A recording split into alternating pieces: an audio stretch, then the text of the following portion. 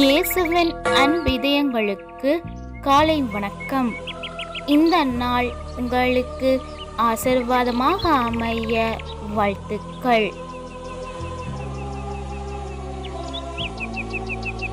இப்புதிய நாளுக்கான ஆசீர்வாத இறைவசனம் எசேக்கியேல் அதிகாரம் 34 இறை வார்த்தை 26.